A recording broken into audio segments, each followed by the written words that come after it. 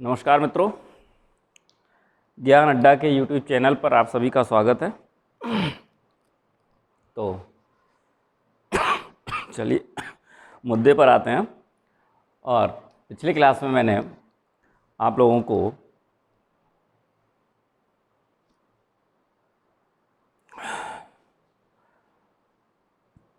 विधायिका और कार्यपालिका और विधानमंडल के बारे में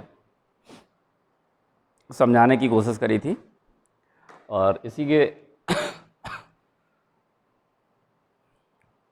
इसी से आगे बढ़ते हुए अब बात करेंगे भाग 5 अनुच्छेद 52 से 151 तक। ठीक है, तो अनुच्छेद 52 से 151 तक की अब चर्चा शुरू करेंगे। और आज स्टार्ट करेंगे संघ।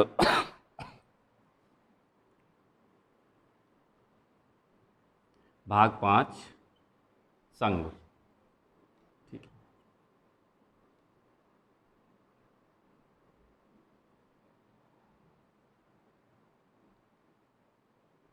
अनुच्छेद 52 से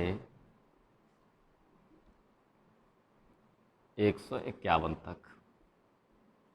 ठीक है, तो जो हमारा संघ है, भारतीय संघ जो है, उसका जो वर्णन किया गया है वो किया गया है अनुच्छेद 52 से 151 के तहत।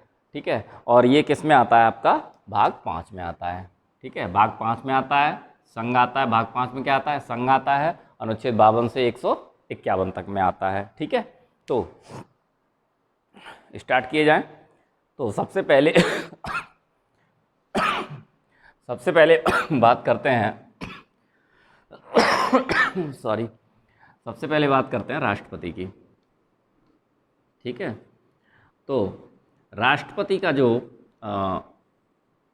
उल्लेख किया गया है कि भारत का एक राष्ट्रपति होगा, वो होगा आपका अनुच्छेद 52 के तहत। ठीक है, तो अनुच्छेद 52 के तहत उल्लिखित है कि भारत का एक राष्ट्रपति होगा जो कि सर्वोच्च होगा।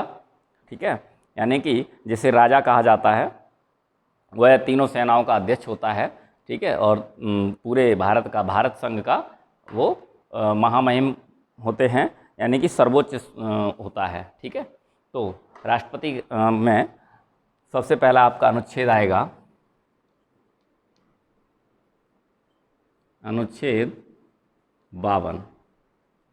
ठीक है, अनुच्छेद 52 के तहत उल्लिखित है कि भारत का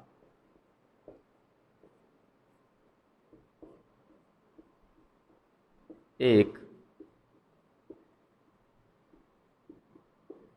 राष्ट्रपति होगा। ठीक है, यानी कि भारत संघ का जो एक राष्ट्रपति होगा उसका उल्लेख अनुच्छेद 52 के तहत है। ठीक है, और आपका जो अगला अनुच्छेद है अनुच्छेद 53, इसमें राष्ट्रपति को ये दर्शाया गया है कि उसकी स्थिति क्या है, यानी राष्ट्रपति की स्थिति को दर्शाता है अनुच्छेद 53। ठीक है, तो अनुच्छेद 53 जो है कहता है कि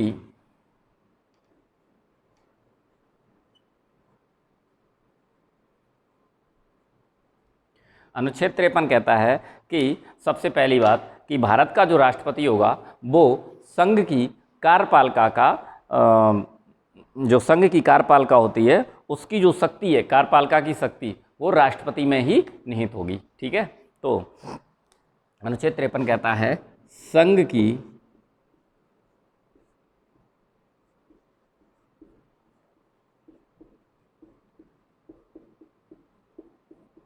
कार्यपालिका की शक्ति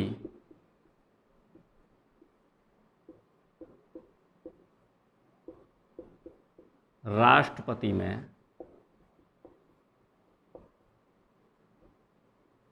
निहित होगी। ठीक है, पहला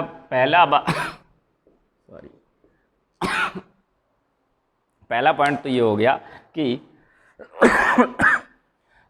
संघ की जो कार्यपालिका है, जो कार्यपालिका का मैंने जो आपको लोगों को वर्णन किया था, तो कार्यपालिका का जो डिस्कशन किया था पिछली क्लास में मैंने, तो कार्यपालिका जो थी वो कार्यपालिका की जितनी पूरी शक्ति, टोटल शक्ति किस में निहित है? राष्ट्रपति में निहित है। और इसका प्रयोग वो कैसे करेगा? इसका प्रयोग वो करेगा कि अपने अधीनस्थ, यानी कि अपने अधीनस्थ जो है वो अपने अधीनस्थ कर्मचारियों से इनका प्रयोग करवाएगा। ठीक है, तो लिख सकते हैं इसको ऐसे लिखेंगे कि इसका प्रयोग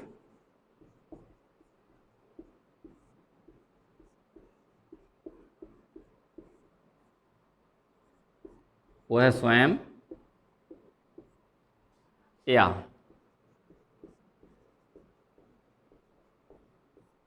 अपने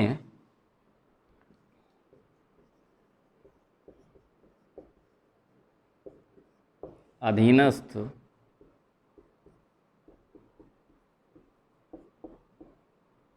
कर्मचारियों से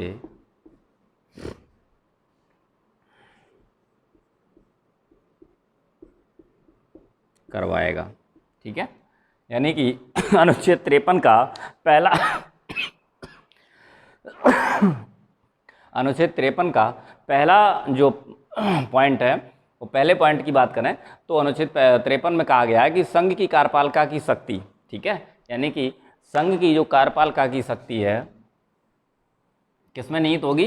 राष्ट्रपति में। ठीक है, राष्ट्रपति में निहित होगी, और इसका प्रयोग वह स्वयं करेगा या अपने अधीनस्थ कर्मचारियों से करवाएगा। सेकेंड पॉइंट है इसका,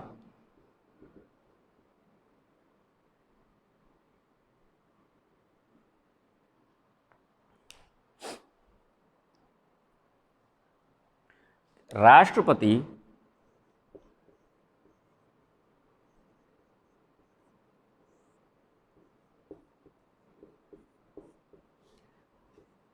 तीनों सेनाओं, और तीनों सेनाओं में कौन सा आता है? जल, थल और वायु, यानी कि जो राष्ट्रपति होगा वो आपका तीनों सेनाओं का प्रमुख होता है। ठीक है,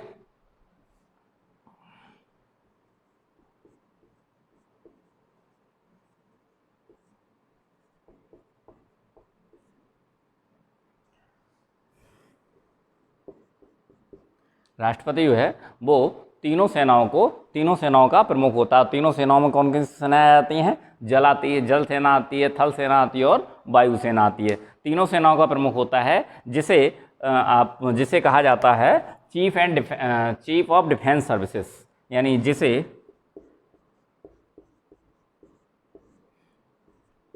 CDS, ठीक है, चीफ ऑफ डिफेंस स्टाफ जिसे बोलेंगे।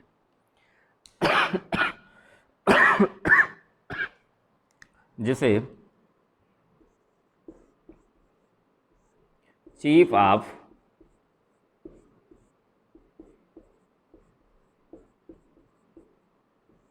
डिफेंस स्टाफ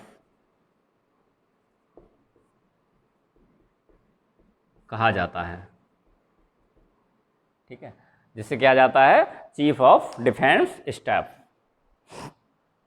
ठीक है,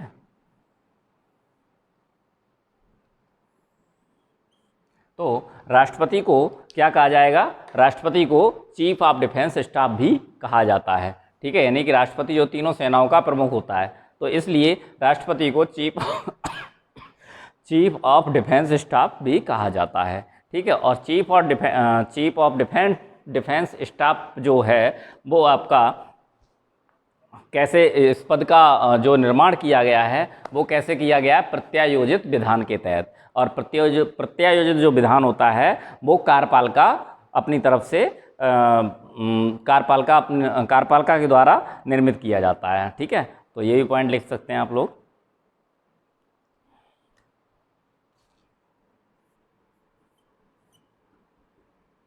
CDS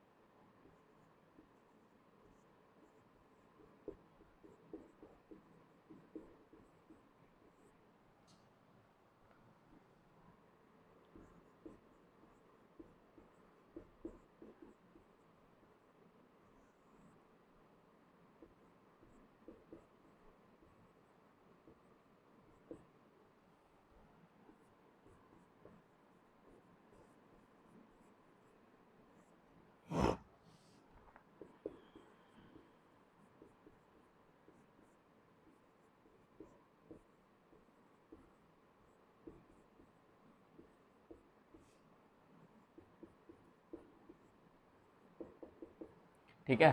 तो सीडीएस का जो पद है, सीडीएस पद का निर्माण जो है वो प्रत्यायोजित विधान या द्वितीयक विधान के तहत किया जाता है। क्वेश्चन कभी कभी पूछ लिया जाता है कि जो सीडीएस का विधान है वो कौन से विधान के तहत किया जाता है, सीडीएस पद का निर्माण, और जो प्रत्यायोजित विधान है ये क्या होता है, इसको भी क्लियर कर लेते हैं।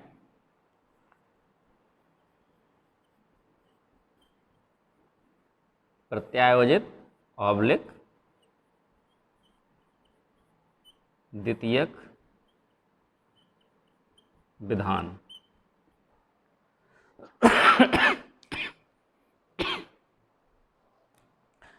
इसको कहते हैं कार्यपालिका द्वारा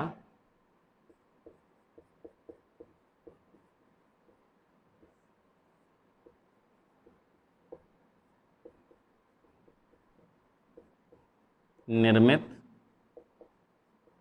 कानून। ठीक है। तो सॉरी, तो सीडीएस का जो पद है वो सीडीएस का पद का निर्माण कैसे किया जाता है, प्रत्यायोजित विधान के तहत, और प्रत्यायोजित विधान को द्वितीयक विधान भी कहते हैं। और प्रत्यायोजित विधान किसे कहते हैं, जो कार्यपालिका द्वारा निर्मित कानून होता है, यानी कि सीडीएस पद का जो निर्माण करती है वो कार्यपालिका करती है। और कार्यपालिका कैसे करती है, एक प्रत्यायोजित विधान बनाकर, है ना। तो सीडीएस पद का निर्माण कार्यपालिका ने किया, और कैसे किया, एक प्रत्यायोजित विधान या द्वितीयक विधान बनाकर किया। ठीक है। तो और सीडीएस का मतलब होता है चीफ ऑफ डिफेंस स्टाफ। राष्ट्रपति को cheap end of defence staff भी कहा जाता है। ठीक है। तो इतनी बातें हो गई अनुच्छेद 53 में। ठीक है।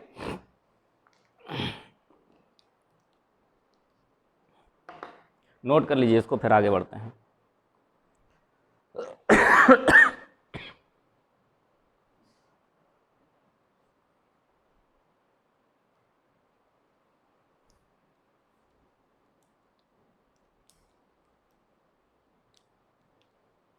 चलिए,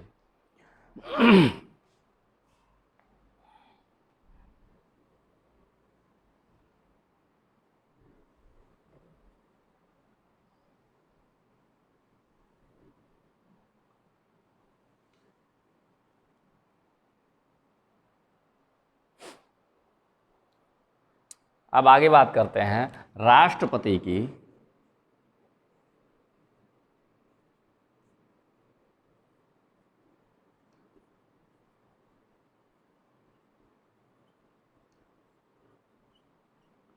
संवैधानिक स्थिति।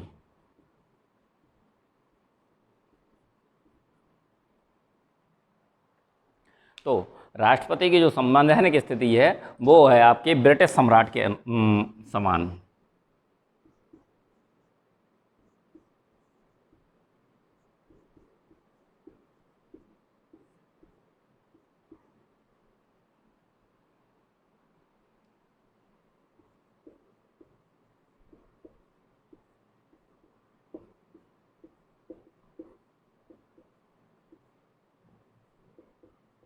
ठीक है।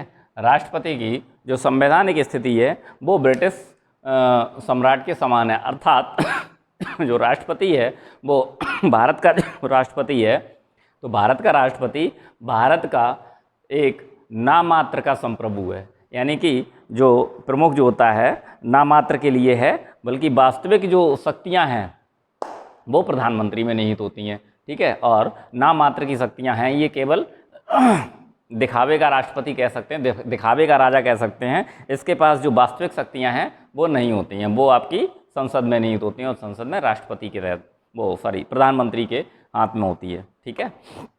और ब्रिटिश में भी वही है, ब्रिटिश शासन भी नामात्र का शासन क्राउन है, बाकी की जो शक्तियां हैं वो प्रधानमंत्री के हाथ में है। इसी तरह से राष्ट्रपति, भारत के राष्ट्रपति की स्थिति भी यही है कि ब्रिटिश सम्राट के समान है। ठीक है। और नोट लगा के लिख सकते हैं यहाँ पर, संसदीय शासन प्रणाली में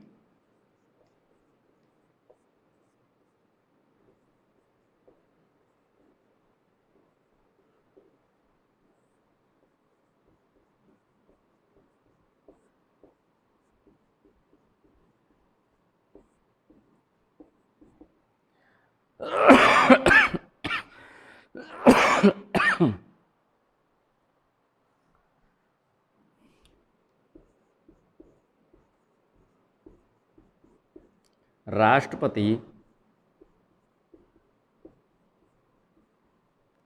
वास्तविक प्रमुख नहीं होता है।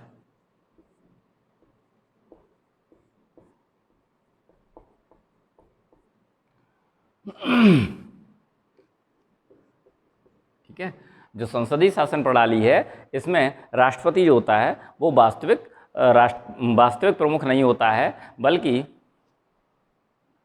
वास्तविक प्रमुख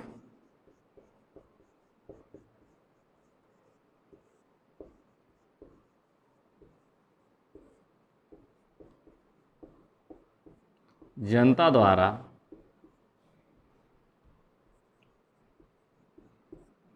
चुना गया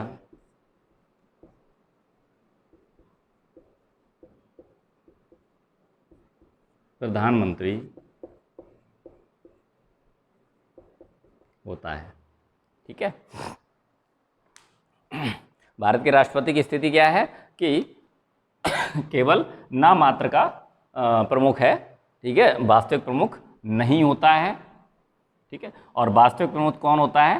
प्रधानमंत्री होता है। ठीक है, तो राष्ट्रपति जो होता है वो नाम मात्र का प्रमुख होता है और प्रधानमंत्री जो होता है वो वास्तविक प्रमुख होता है। ठीक है, अब आगे बात करेंगे राष्ट्रपति के निर्वाचन की, अनुच्छेद 54। ठीक है, तो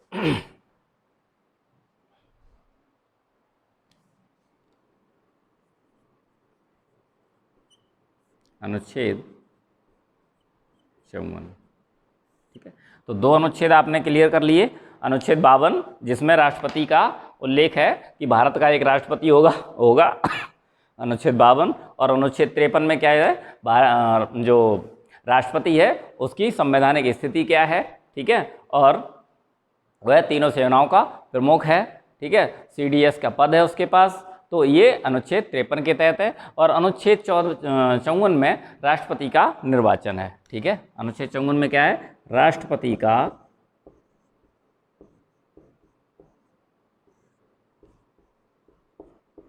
निर्वाचन। ठीक है, तो अब राष्ट्रपति के निर्वाचन के बारे में भी बात कर लेते हैं। जो राष्ट्रपति का निर्वाचन होता है वो आपका एकल संक्रमणी मत पद्धति द्वारा होता है। ठीक है, और एकल संक्रमणी मत पद्धति का जो सिस्टम है वो आपका अनुच्छेद 55 में दिया गया है। ठीक है, और इसमें अनुच्छेद 54 में ये दिया गया है कि राष्ट्रपति के निर्वाचन में कौन कौन लोग भाग लेंगे। ठीक है, तो लिख लेते हैं कि राष्ट्रपति के निर्वाचन में निर्वाचक मंडल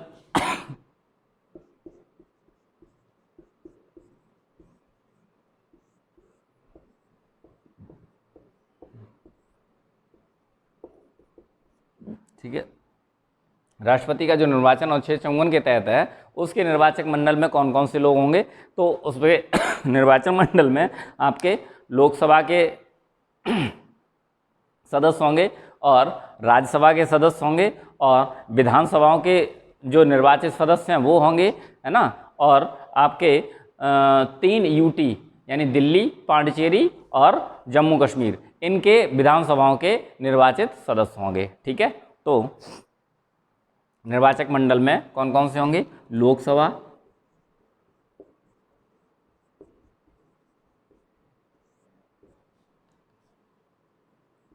plus Rajya Sabha, plus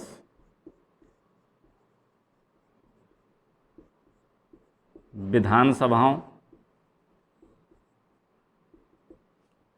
plus 3 UT। UT का मतलब यूनियन टेरेटरी यानी कि संघ शासित प्रदेश। तीन UT कौन कौन सी हैं? एक है आपकी दिल्ली, दूसरी है आपकी पुडुचेरी, तीसरी है आपकी जम्मू कश्मीर।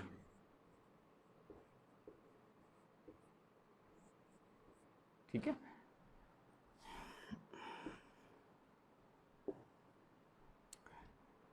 के जम्मू कश्मीर की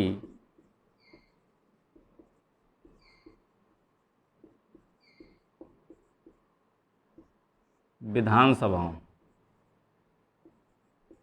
के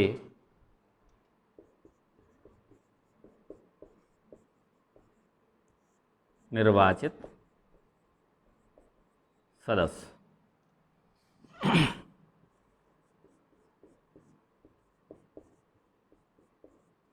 भाग लेंगे। ठीक है, तो राष्ट्रपति के निर्वाचन में निर्वाचक मंडल जो होता है राष्ट्रपति का, जो राष्ट्रपति को चुनते हैं, उनमें से कौन कौन से लोग हैं? एक तो लोकसभा के निर्वाचित सदस्य, दूसरे राज्यसभा के निर्वाचित सदस्य, तीसरे विधानसभाओं के निर्वाचित सदस्य, और 3 यूटी यानी कि यूनियन टेरिटरी जिसको कहते हैं संघ शासित प्रदेश। तो उसमें 3 संघ शासित प्रदेश ऐसे हैं, दिल्ली, पुडुचेरी और जम्मू कश्मीर। इन तीनों की विधानसभाओं के निर्वाचित सदस्य राष्ट्रपति के चुनाव में, निर्वाचन में भाग लेते हैं। अब चूंकि इनके जो लोकसभा, राज्यसभा, विधानसभाओं के जो आपके मनोनीत सदस्य होते हैं, ये राष्ट्रपति के चुनाव में भाग नहीं लेते हैं। क्यों नहीं लेते हैं? क्योंकि राज्यसभा में जो मनोनीत सदस्य जाते हैं वो खुद राष्ट्रपति चुनता है ना। तो जितने मनोनीत सदस्य हैं वो सब राष्ट्रपति खुद ही चुनते हैं। अब और यहाँ जो विधानसभाओं में जो मनोनीत सदस्य होते हैं वो राज्यपाल चुनते हैं, और राज्यपाल राष्ट्रपति का ही एक छोटा रूप समझ लीजिए उसे, है ना। तो राज्यपाल और राष्ट्रपति की एक ही बात है ना। चुनता तो राष्ट्रपति ही है, लेकिन राज्यपाल के अनुमोदन से चुनेगा। तो इसलिए जो आपके मनोनीत सदस्य हैं वो राष्ट्रपति के निर्वाचन में भाग नहीं लेते हैं। भाग कौन लेता है? लोकसभा, राज्यसभा, विधानसभाओं और 3 यूटी यानी दिल्ली, पुडुचेरी और जम्मू कश्मीर की विधानसभाओं के निर्वाचित सदस्य ही राष्ट्रपति के चुनाव में भाग लेते हैं। राष्ट्रपति का निर्वाचन करने में इन्हीं लोगों का होता है। ठीक है, तो अनुच्छेद 54 नोट कर लीजिए, उसके बाद फिर आगे बढ़ते हैं।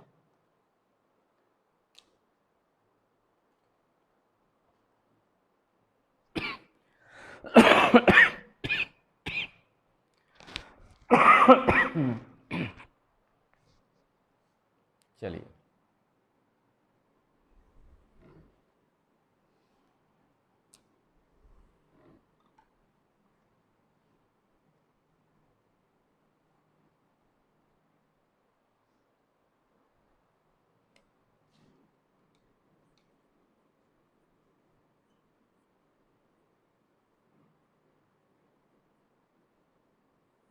अनुच्छेद 55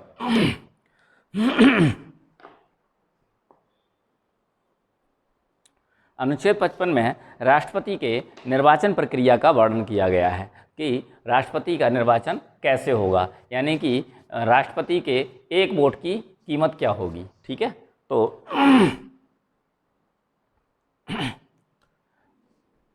यानी कि राष्ट्रपति का निर्वाचन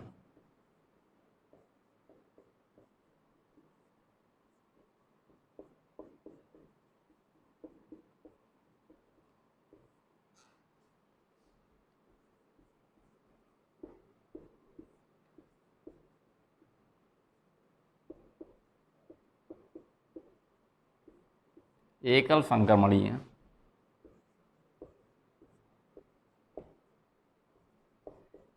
मत पद्धति के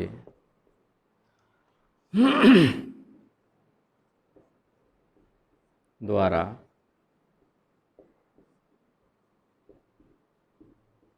किया जाएगा। ठीक है, के द्वारा अप्रत्यक्ष रूप से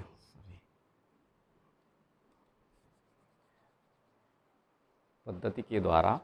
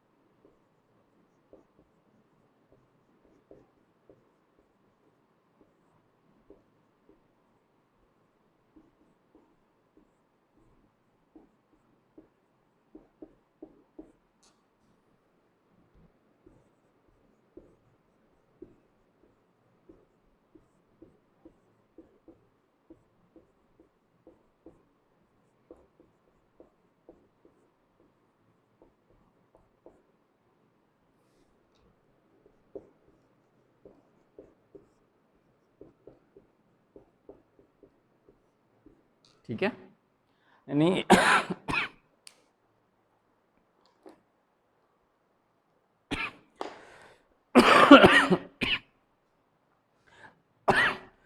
राष्ट्रपति का जो निर्वाचन है वो एकल संक्रमणी मत पद्धति या अनुपातिक पद्धति के द्वारा अप्रत्यक्ष रूप से जनता द्वारा किया जाता है। अब इसको जो निर्वाचन की पद्धति है वो थॉमस हेयर ने विकसित की थी। ठीक है, इसलिए इसको हेयर प्रणाली भी कहा जाता है। ठीक है, तो यहाँ पर आप नोट लगा के लिख सकते हैं।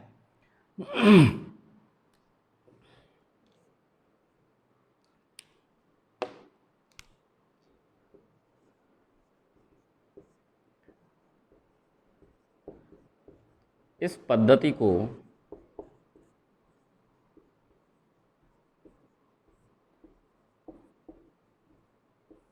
थॉमस हेयर ने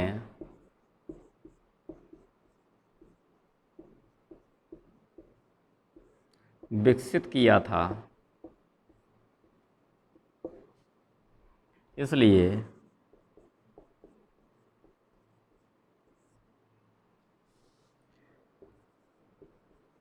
इसे हेयर प्रणाली भी कहा जाता है।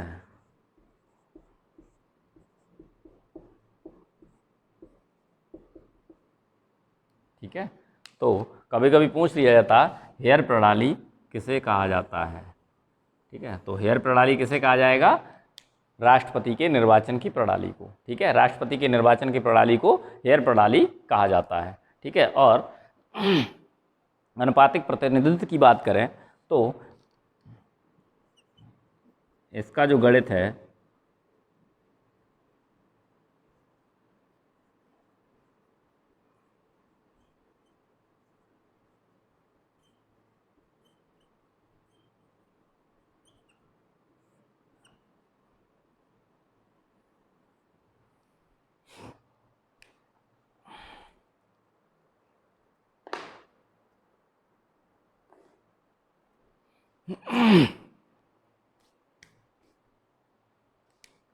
अगर देखा जाए तो यूपी के एक विधायक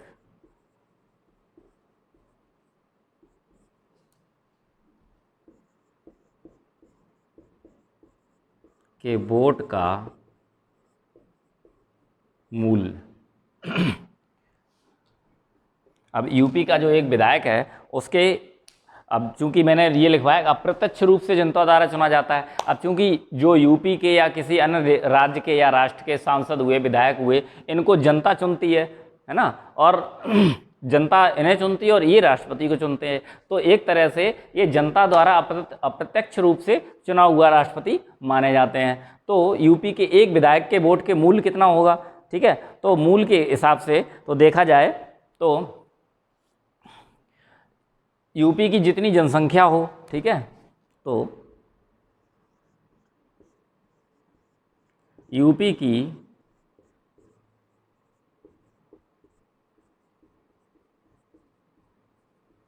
कुल जनसंख्या बटे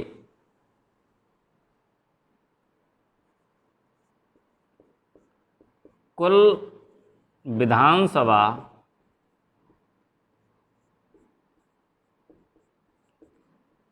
के सदस्यों की संख्या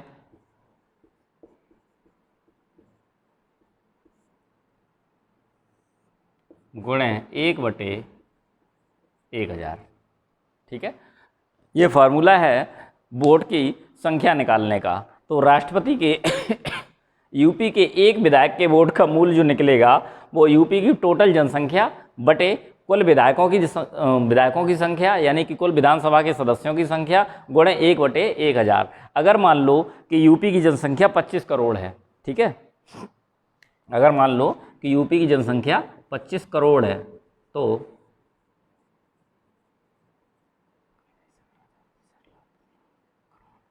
ठीक है, तो और जो यूपी के सदस्य संख्या है वो आपके कितने हैं? 403। ठीक है, तो यूपी की कुल विधानसभा के सदस्य कितने हैं? 403 है, गुणे 1/1000। ठीक है, तो 1000 से ये 3 बिंदु कट गए। ठीक, अब बचा क्या आपका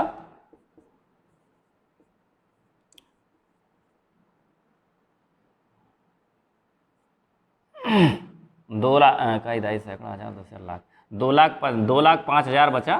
तो बटे 403 अगर आप करोगे तो लगभग आपका 600 के आसपास वोट निकल के आएगा। ठीक है,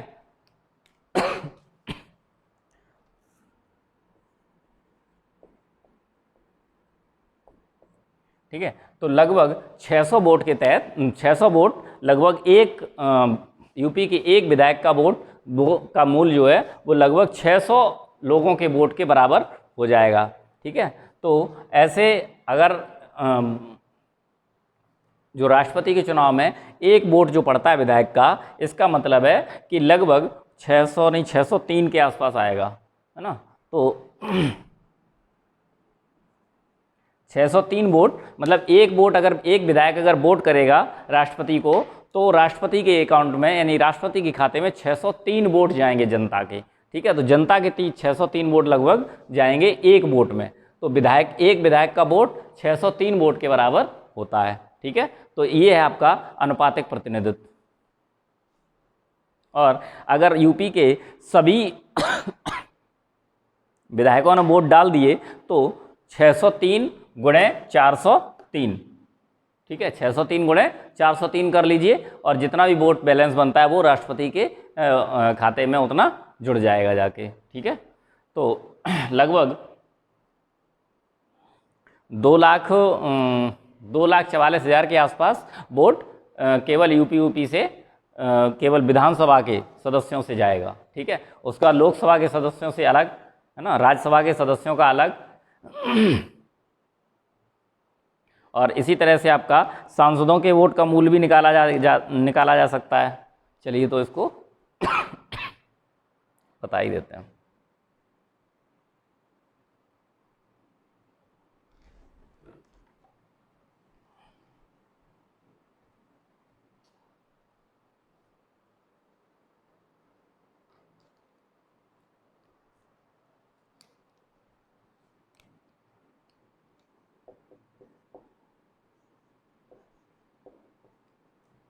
यूपी से कुल वोट कितना आएगा आपका 403 विधायक हैं, और एक विधायक का वोट जो है वो 603 के बराबर है, तो बराबर 2,44,000 के समथिंग आएगा। ठीक है, और इसी तरह से एक सांसद के वोट का मूल्य क्या होगा, एक सांसद के वोट का मूल्य बराबर, ठीक है, एक सांसद के वोट का मूल्य क्या होगा, यानी कि देश की कुल विधानसभाओं की जो वोट का जो मूल्य है, ठीक है, जो टोटल विधानसभाओं के वोट का जो मूल्य है बटे संसद के दोनों सदनों के सदस्य।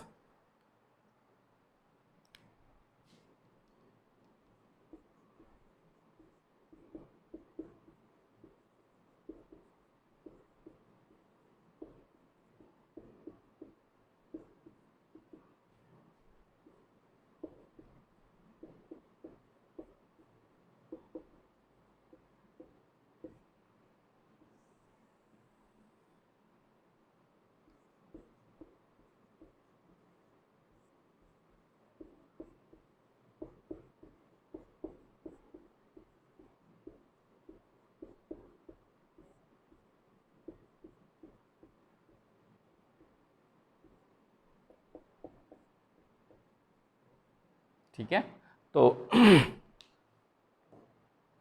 जो आपका एक सांसद का जो वोट का मूल्य होगा, एक सांसद के वोट का मूल्य होगा कि भारत की जितने विधानसभा जितनी भी विधानसभाएं राष्ट्रपति के चुनाव में भाग ले रही हैं, उन सभी विधानसभाओं के वोट का जितना मूल्य बनेगा वो बटे संसद के दोनों सदनों के जितने सदस्य होंगे वो निर्वाचित सदस्य, ठीक है, दोनों सदनों के निर्वाचित सदस्य गुणे 1/1000। तो इस फार्मूले से एक सांसद के वोट का मूल्य का निर्धारण किया जाता है। ठीक है,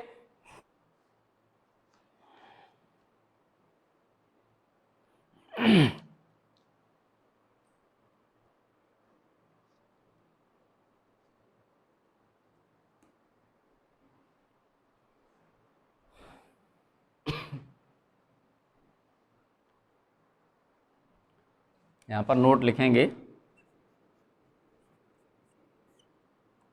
राष्ट्रपति के चुनाव में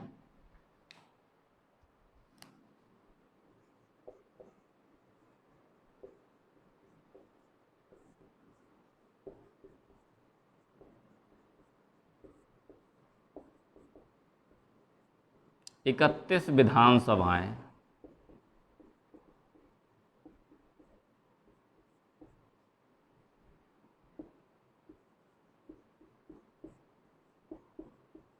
भाग लेती हैं।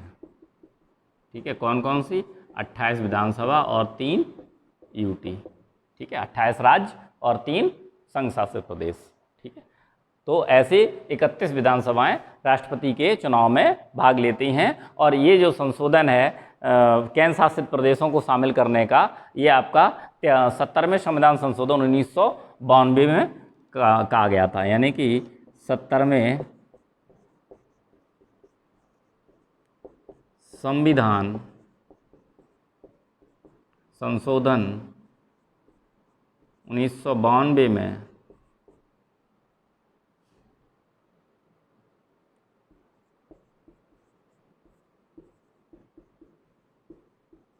केंद्र शासित प्रदेशों की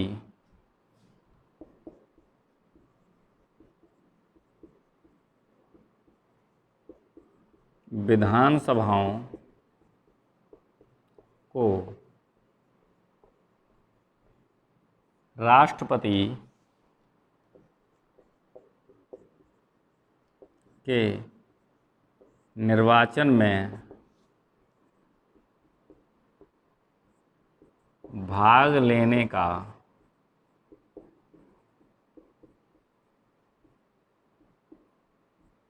अधिकार दिया गया।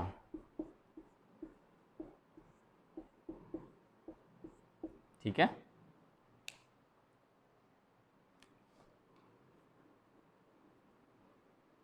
राष्ट्रपति के चुनाव में 31 विधानसभाएं भाग लेती हैं, 28 राज्य और 3 केंद्र शासित प्रदेश यानी यूनियन टेरिटरी। और 70वें संविधान संशोधन 1992 में यह निर्धारित किया गया कि केंद्र शासित प्रदेश की विधानसभाएं भी राष्ट्रपति के निर्वाचन में भाग लेंगी। ठीक है, तो आज यहीं तक, और इसके आगे आपका अनुच्छेद 56 जो है वो आपका कल, इसके आगे के अनुच्छेद कल अगली क्लास में हम लोग डिस्कस करेंगे। तब तक के लिए आप लोगों का बहुत बहुत धन्यवाद। थैंक्स।